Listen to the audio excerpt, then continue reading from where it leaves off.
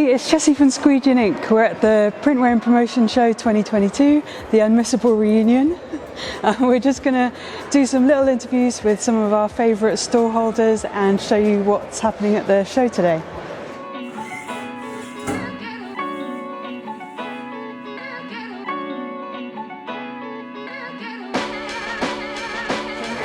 We're heading straight to Screen Print World to see Dave Roper and do a little interview with him and see what he's got on his stand.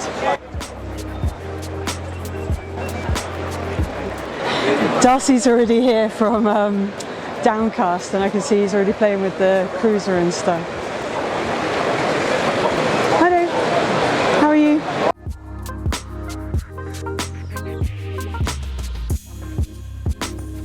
Dave, I just wanted to ask you a few questions about the industry and like how you're seeing it at the moment. Yeah. Are you seeing people like rebound back from the impacts that COVID's had on them? Yeah, I mean, COVID affected some people, there's no two ways about that. But it also boosted a lot of people because a lot of people went online. And the guys that went online really succeeded. Yeah. Everybody went online. I mean, I'd hate Everyone had to, yeah. Well, look what Amazon did. I mean, they've gone. So I think that it was good for a lot of people. I mean, some people not so, but I think it jumped everybody forward 5 years, if I'm honest. I've seen that you've done a lot of, you're working with the smaller kind of like craft people who are making like little sideline businesses. Like, can you tell us about like what you've done to cater for that part of the market? Well, what we've found is that a lot of people, although they know as a screen print world, a lot of people in the craft industry got a bit frightened by the website that we have. It was a bit too industrial. So we created Crafty Screen. Crafty Screen is a website that is aimed solely at people who just want to do craft. They just want to buy one screen. They just want to buy a squeegee, a small bit of ink, but they also want to be educated by how to print as well. So we actually did, in the pandemic, we did a separate website called craftyscreen.com. So is that kind of people who have like a silhouette or a Cricut and they're putting vinyl on the screen? Yeah, they're making screens by vinyl, they're hand cutting stencils, that type of thing. They're using one colour presses or hinges, they're using water-based ink, eco-friendly products, and they're just doing 1, 2s and 3s, and it's probably a hobby that they got into in the pandemic, and then they want to take it forward. Yeah. I see like even Ryonet are doing a lot with that as well. Like they're trying to educate that kind of market because they're not even just hobbyists anymore. They're not making Christmas cards, they are actually selling them on platforms like Etsy and that type of thing. Absolutely, and people are finding the love for screen print again. There's a lot of digital products here. I mean, you can see looking around, a lot of digital print. And our digital print is great for personalisation. It tends to be very sterile as well. I know, it's taking all the... That's all the craft out of it. All the skilling it and taking all the fun out it's press the button and the first one's the same as the last. So we're finding a lot of people coming into the industry from the craft industry, where they've been using it, they've been playing around with screen print, they're looking at different mediums, printing onto paper as you guys do, printing onto garments, printing onto bags, printing onto cushions, all sorts of things can be printed. If it's flat, you can generally screen print on it. Or even if it's circular and you just roll it over the screen and make it up. Exactly. So like, can you show us a couple of the bits that you've got going on here? I don't even know what that is. Hey. Good to see you. Yeah, really good to see you. But what is this thing here? I'll show you. Is this the DTF? Yeah. Cool. So that's insane. This is our DTF. We've waited a long time for this. We've waited 6 months for this machine. Seriously. From when we placed the order last year, as with our company, we generally tend to get in bed with the bigger companies, the companies that are going to... We've stayed away from the Chinese brands, because I've had a lot of people having issues with them, where they've just sold a machine and then that's it. But that's not our way, that's not our style. So there's a company called Outtakes, big Portuguese company, who great big £150,000 machines, roll-to-roll machines. Easier to get them over, I suppose, They've already got technicians here.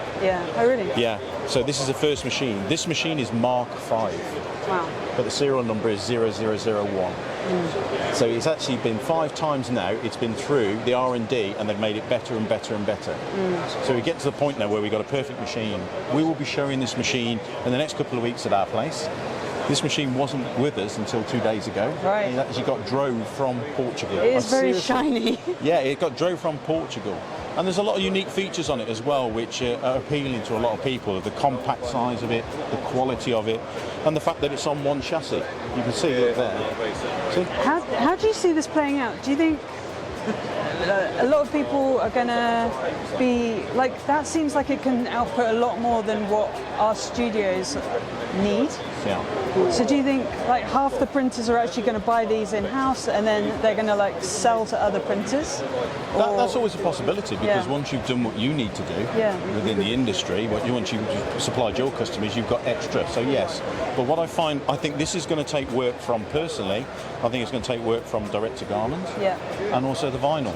Everybody hates weeding. Everyone hates weeding. And everyone hates pre-treatment on the direct to garment. So you're going to have a personalised transfer that you can pop out here on the roll, cut it, you can even store it for 12 months and bang it onto a garment. Yeah. And we're talking about, you know, a pretty good, to be honest, a pretty good quality. You know, it's a pretty good quality. Yeah, I think it's dealing with like difficult things like the stretchiness component. That's probably why you put it on that, and the whole dye migration problem, which.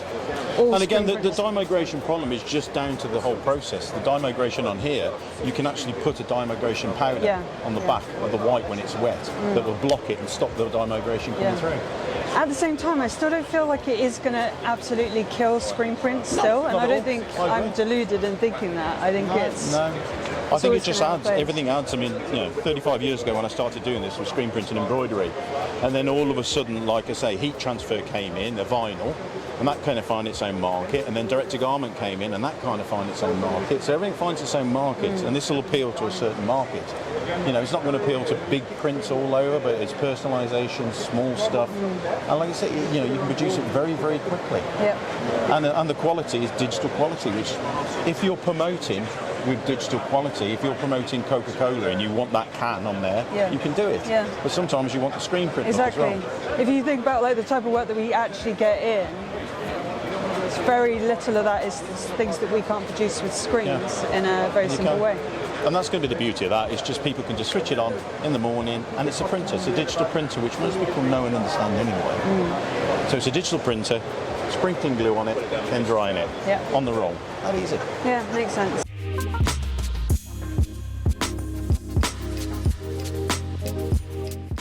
So we got Darcy and Pav. Darcy's from Downcast Apparel and Pav's from Dogorse, of course. He's repping old Eltons. Yeah, repping old Eltons. Jack can't be here today. He was Who are you repping? Inky Cow, himself. And it's another, he didn't die in a hot air accident. That didn't happen. So, boys, what have you seen at the show? You didn't see enough screen print. No, there's not a lot of screen print. Mainly the DTF, DTG side of things. Which is great if you've got like a pristine studio, not like me. What if you had like 20k right now? What would you buy? Most of Amsterdam. No, I'd probably. I like the look of one of these, to be honest with you. The only problem is that would give me the opportunity to say yes to the customers that want one T-shirt, 6 positions. I think we all know that. Colours. It's not really that we can't do the print. It's we don't want to deal with the back and forth email negotiating. I've been one of them behind those Starlights. I want a Starlight too. That's top of my Christmas list. Bunch of those frames. Yeah, I'm eyeing some of those up as well. We're looking at the Eco Stretch frames and the Starlight, which is that like LED exposure unit. Yeah, because I've got a massive monster exposure unit, and it's just getting longer and longer and longer to expose. And are you finding that those are making your life easier, the stretch screens, space-wise? Space-wise, they've got a little bit of a downfall where they drop to the bottom of your dip tank, and they're like a little bit harder to clean and dry. But we've kind of got over that by just making sure that they dry all the way overnight. There's just a couple of things that you have to adapt, but they are definitely better. You use a drying pad, so they'd probably be perfect for us really in that sense. But take up a lot less room. And the other day we did pop a screen just by dropping it, and then we just were able to remesh it within 10 minutes and it didn't ruin the day. So that kind of thing's really handy. Aside from that, there's not really anything else. No. If the fashion show genuinely isn't going on, we should get up there in our favourite gowns. I'm always happy to take my clothes off. Yeah. Or put clothes on. Yeah. For the right money. Okay, thank you. We're going to go and Oh my God. More family friendly. Yeah, go find some more family-friendly friends. Yes. Okay. It's been a pleasure. Cheers, guys. Thank you for having us. And thank you to Dave. We're not worthy.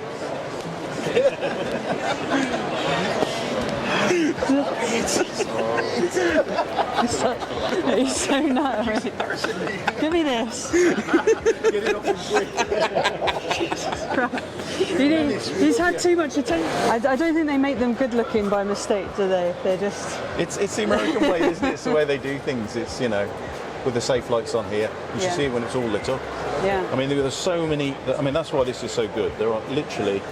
They're all LEDs. All the white sections there are LEDs, and there's something like 2,000 or 3,000 LEDs there, and they've got a lifetime warranty on it. And bearing in mind that only pulls 3 amps. Yeah. And it'll expose the screen in 30 seconds. Yeah.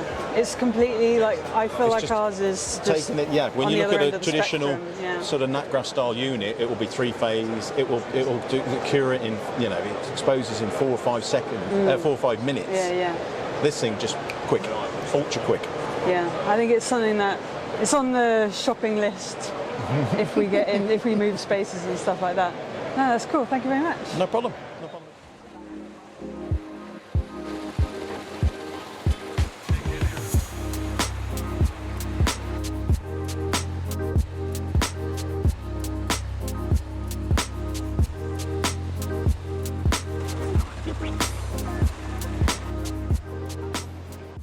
There's Andy from Target Transfers is in there.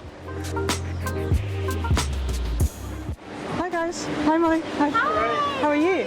You're just about to do your talk? Yeah, yeah. Good timing. I mean, we've got here just in time for your talk.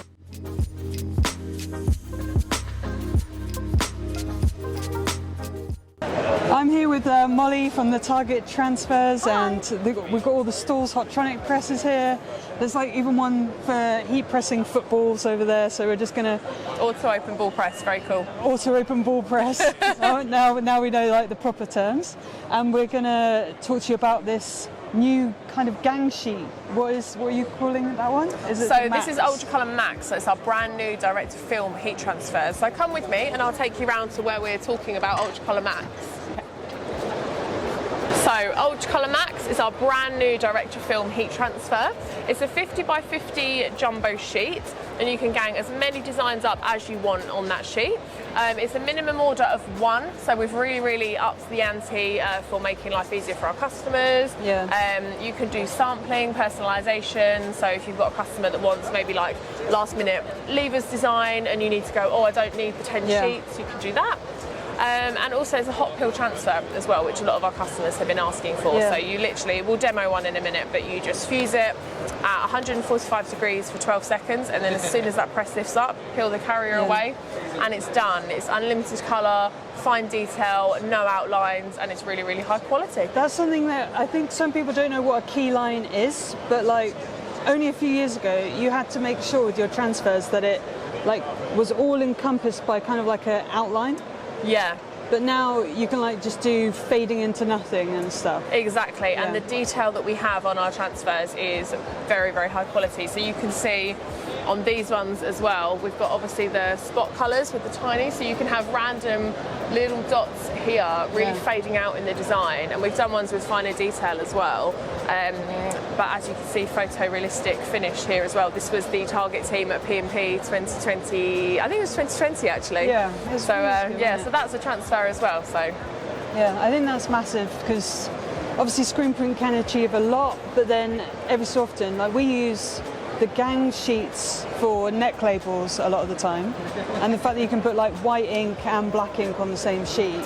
Yeah. That's our like bread and butter of how we use them for like our own branded stuff. it just makes it more cost effective for you, doesn't it? Because if you're trying to do black garments and white garments, but you have to order a minimum of 10 sheets just to get what you're looking for, it can be expensive, you might not use them all, and it can be a waste. So we really try and make everything as efficient and effective for our customers as we can. So that's another thing. A long time ago, before we knew about using Target transfers, but they were like really like they just didn't like us ganging the sheets, like putting loads of different logos on, because it was like, oh no, you have to pick the exact size for the image.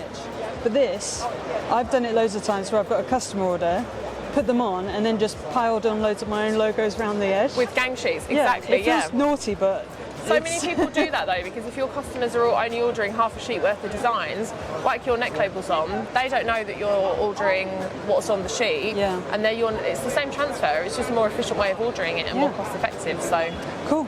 So should we press one for ourselves? Yes, let's do it. So this is the Hotronics Auto Open heat press, which I believe you guys have one, don't you? Yeah. Ours looks bigger, no? This is the 40 by 40. Oh, right. So you've got the 40 by 50, which is just a bit longer in size.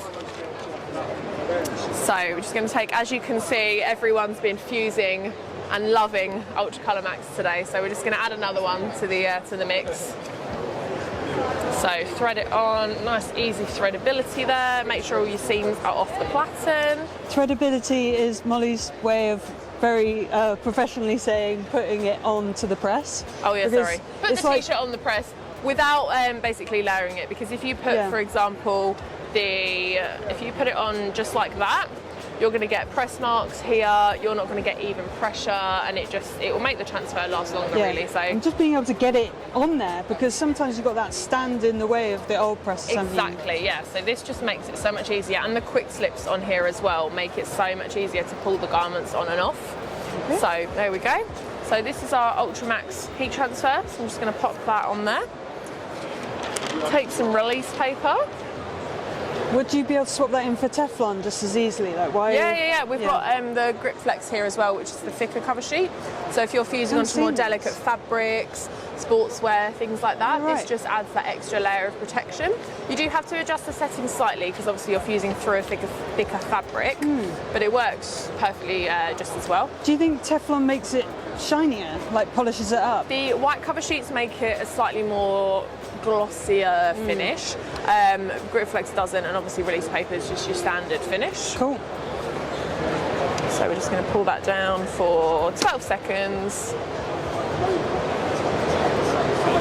You don't want to stand over it because it hits you in the chin. It does. I've stood way too close to it today at some point. Okay. So if you want to just peel that carrier straight off. Yeah. And you're done. That's as simple as that. No cheating, we've got it all on camera as well. No, it's perfect. Brilliant. So that is, and it has quite good stretch and rebound as well, so you can really sort of give it a bit of a tug, and it will rebound really well. Yeah, there's no excuses. Nice, so there you go, that's our brand new Ultra Colour Max heat transfer. But obviously you don't want any of this, you just want to be a screen printer. Just forget this is a thing. Screen print neck labels, they're just as good. Yeah. Cool, thank you, Molly.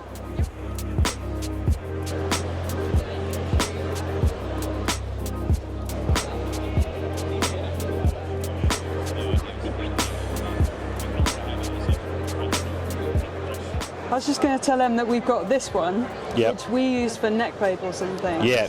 So, like, what would you use something like this for? Like I quite like using those for left chest prints. I don't know why, but I just like the way that these are great for just isolating any kind of print area.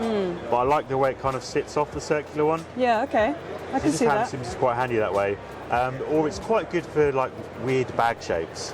I was thinking like the top of a bucket hat. Because one of our mates did that recently, and he found it really difficult, didn't he? But yeah, that's quite a funny one. Yeah. But then, why would you want to do the quick release? Is this called quick release topper? You've got the quick, what we call a quick slip. Oh, quick slip, sorry. So as standard, you've got the kind of normal bottom on them. Yeah, it's a bit of friction. The quick slip is for great efficiency. So a lot of people that we've spoken to over the last couple of days here, it's all about how can I save 5-10 seconds every time I'm doing something. Great way to do that is if it takes 5-10 seconds less to put a t-shirt on every single time, you could quite easily save yourself a day or two by the end of the year. Yeah. Because everything you do is kind of getting incremental gains from everything you do that way. Is this just a football press, or is that also a cap press? That's just a football press. Just a football press. The shape of, you can do any kind of ball under it, not just footballs. You can do American footballs, rugby balls, tennis balls. But to get the consistency of the heating pattern, it's a slightly different curve to a hat press. Okay. So that's why it has to be a specific ball press, just to make sure you've got good application. I bet you didn't develop that for a long time, because it's like a bit niche, isn't it? But I know there's a market for it, but there's... In the US, it's big because they don't mind having a football for one game. Yeah. And there's so much sort of college sport out there anyway. It's big. We've seen a few customers actually recently doing a lot more premium finishes with it. Had one customer recently and they're like rich brown leather footballs, like really old school ones, and making like presentation items at the end of season. Oh, like putting people's names on. Yeah. Selling them as gifts. Doing like gold monogramming them and things like that. Yeah, it's clever. Really well.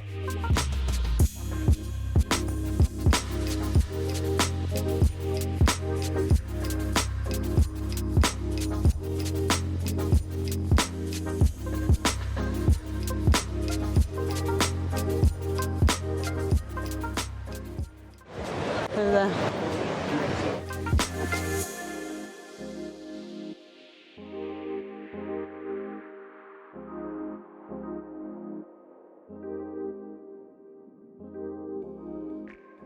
We're on the Stanley Stella store, which is obviously our favourite, and we're with Julien, and he's on the sustainability team. He's a sustainability ambassador, and so can you talk to us about the progress you're making with like recycled materials? And sure. Well, it's amazing to see you here. Thank you. Glad to be present, to be able to show the product. So yeah, we've just launched an outerwear collection recently, and basically we are expanding our supply chain in China. Yeah. So now we have a full-time employee working there for us, sourcing the product, and basically we are collecting PET balls in China. Yep. And then with the PET balls we make the yarn, we heat them. Okay. Then we make the yarn, and then with the yarn we make the outerwear collection. Wow, so it's not even like you're taking scraps of old material and then just like repurposing? I mean, a little bit, right? Because it's PET balls that it's just left there, on the floor, and then people just pick them up and we give them a new life, let's say, Okay, nice. So, yeah. But also, the thing I like about Stanley Stella is you're not just like making a garment for the sake of it. You're always thinking about like the fashion end user. Yeah. Like this is like high-end stuff. Yeah. Like that puffer jacket. For sure. I'm pretty sure I can pull it off if I was like allowed. Oh, you can try it. Yeah. No, please Should I try on the? Can I try on the puffer jacket? Feel free. Like, it's here for that, Like Okay, you can try it and feel the product. I could do the rest of the interview in the jacket. Yeah, for sure. You are lucky because I have actually tried it yet. Oh my god! You're ready to go skiing. It's like a cloud.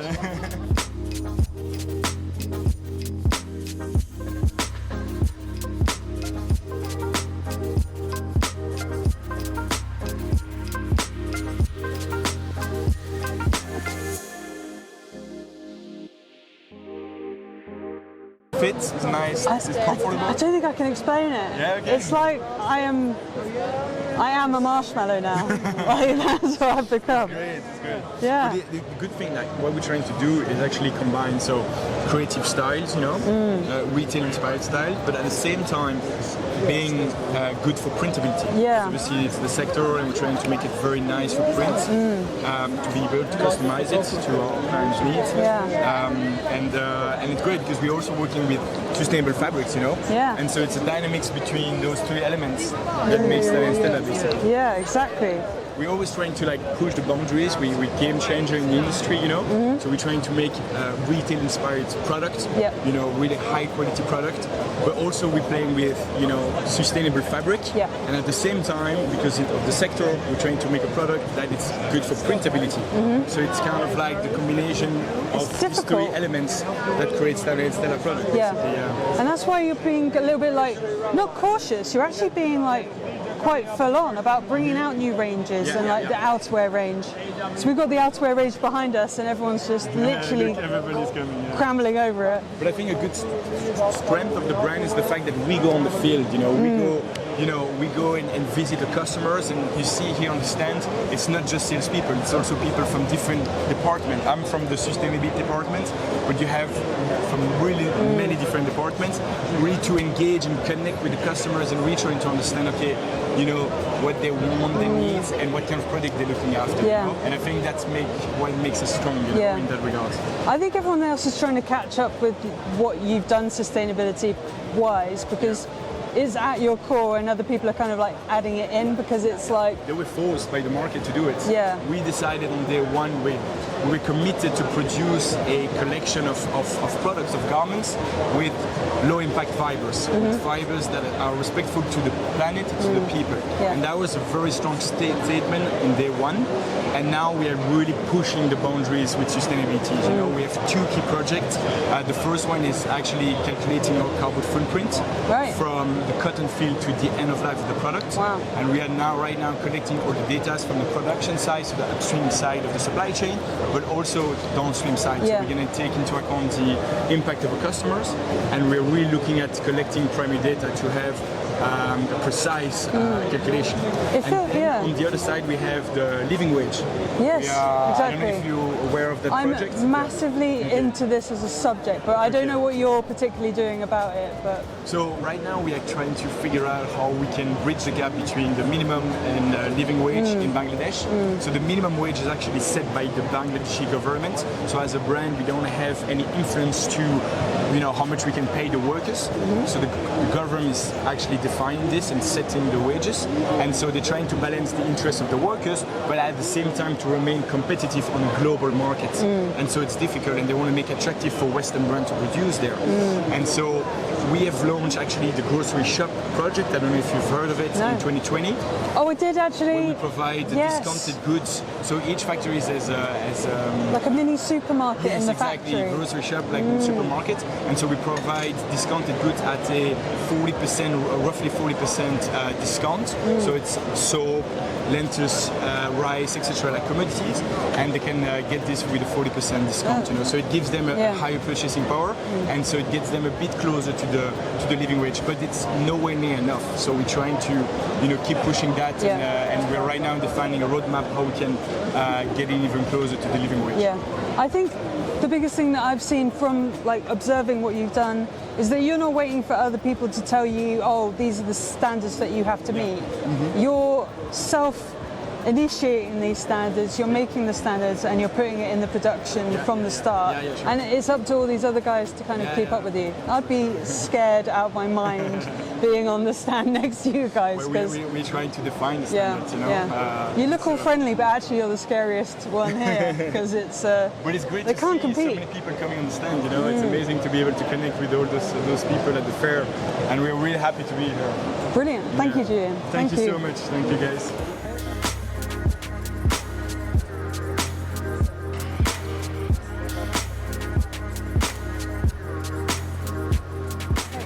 I'm on the Stanley Stella store with Tanzin, and I just wanted to ask you a couple of questions about like being a fashion-focused manufacturer, which you don't see much of because they seem to be like churning out like quite standard basic t-shirts.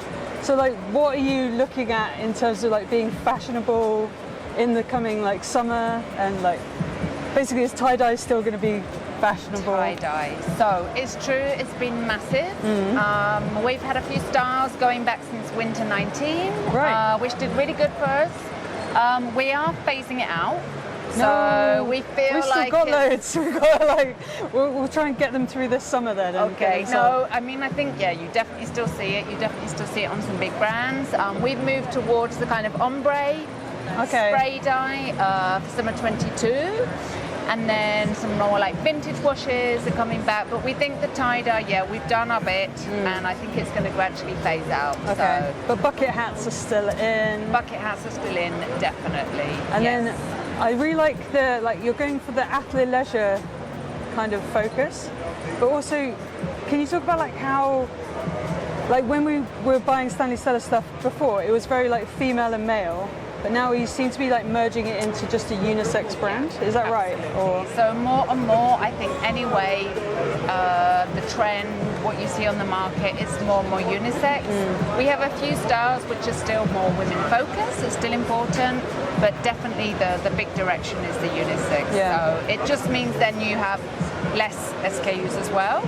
So it's more sustainable in that sense, and I think there's this whole sharing, swapping, the young people. I think it's all about genderless trends and fluidity. Yeah. Because like some of the girls that we were even printing for, like when we were screen printing for them, they were going, well, I want to do the oversized men's shirts with the drop shoulders. So that was the look that they're going for. Yeah, so you kind of cottoned onto that and you merged them. I think so. And then even like we have the sizes, but a lot of people then size up or size down. So sometimes you find the girls, they're buying the even bigger sizes, whereas the guys are buying them smaller to fit it. So anything goes. Showing off muscles with the tighter. So, like, with your outerwear collection, when's that actually like available for us to like get? So we have the range here, which is already in stock. And then we have the new winter range that you see over there, and this should be available around September. Okay. Say. Yep.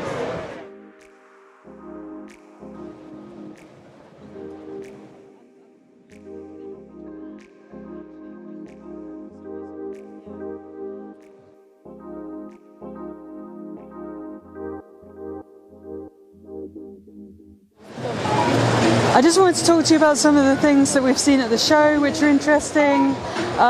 There is a lack of that fashion walk, which I'm so disappointed about and I've told you about already, but we have got some cool things. I think notably the most important things for us at the show has been the Stanley Stella stand and just talking about sustainability as a core for your blanks, because your blanks are the most important thing as a screen printer. You have to have the good blanks that are easy to decorate. And just being able to say that they're sustainably sourced is a massive deal. Anyway, I don't want to bang on about that too much. In general, at the show, I feel like there's been like a massive jump over to DTF, but you can't replace screen print overall. You can never get rid of it because people are just trying to really emulate screen print at the end of the day. So there's a huge market for us still. Our skills are very valuable, and we've got really great suppliers such as like Screen Print World just ready on hand to set us up. As an overview, it's fun. We got to meet some new people, got to see people that we've been like talking to, and we got to meet them in real life, like the Images magazine team and some people who I've been on Zoom calls with and podcasts. So overall, it's been a really good show, and I'm definitely going to make sure that I'm coming back every year just to keep my eye out for new technologies and things that are coming up. I haven't done very well this year on my goodies. I've only got like 2 leaflets, so I need to make sure I get all the treats and goodies, a couple of canvas bags, I haven't got any free t-shirts. I'm sure one year I got a football, so I'll see like what kind of things I can get in my goodie bag. I don't want to disappoint you guys. We're just literally heading over to Screen Print World one more time because I really want to make sure that I chat to Nick, because when you go on their website and you do the live chat, he's the one who's always answering questions. So, like for example, the other day I was like, how do you get rid of the sludge at the bottom of your dip tank? And he gave me all the information. So Nick is an amazing resource on there. And also just basically the whole team, like Nick, Adam, all of the people there, especially Dave, all their knowledge is just literally ready and waiting for you. So make sure you get on the web chat on their questions, and then if you're not like quite ready with what your question is, you can just go on the Facebook group and ask the whole community, and some geek like me will enjoy answering your question about screen printing. It's quite funny because this is literally the setup that we've got in the studio, isn't it? Yes. So I've got the Black Flash, we've got the Cruiser, that's the Action Engineering Platinum. We use all the Franmar stuff. We've got Amex. I like these new clear bottles, that's clever, isn't it? Because normally you'd have to like go and search. Yeah. And then there's some things in there that I'd really like. Even that, this sounds really geeky, but even that PMI tape dispenser would be bloody handy. And that thing there is the Squeegee cleaner. Should we go and show them the Squeegee cleaner? Guys, this is a Squeegee cleaner.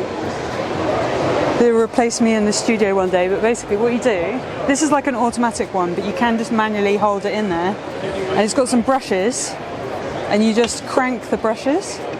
And the brushes like go into a cleaning solution at the bottom, then they continue to brush away the plastisol or the ink on there. and you kind of just work your way through left to right, and by the time you got out, 99% of the ink's off there, so that's just much more efficient. Because even like small tasks like that really knack you out, don't they? And what we tend to do is we just rack up about 20 squeegees that we've got to clean all at once, and it's so tiring. So any little bits like that. Oh, little goodie bag. Goodie bag number 1. Just see how many I can steal throughout the day. I'm sure they're trying to give those away, right?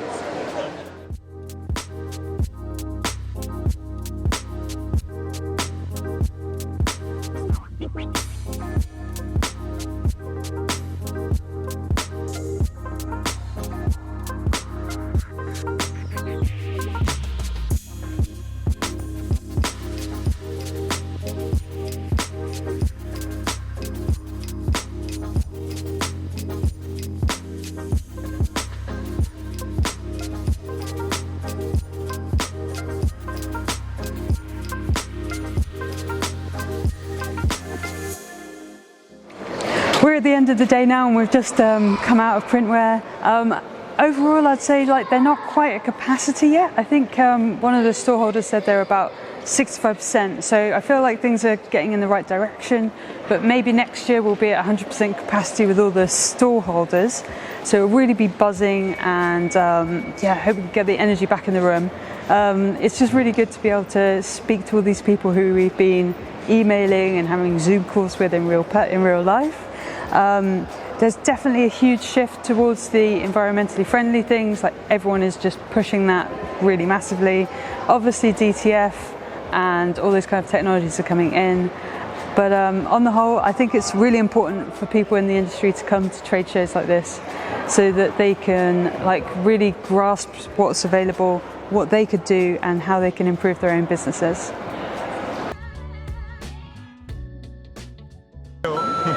I'm stuck in the crowd, Julian. Yeah, right. Get the money where you can. Jesus, boys. It's not nailed down. You'd normally screw that down, wouldn't you? Ah. Ah. I'm not showing it off very well because it's not screwed down, Em. And thank you to Dave. We're not worthy.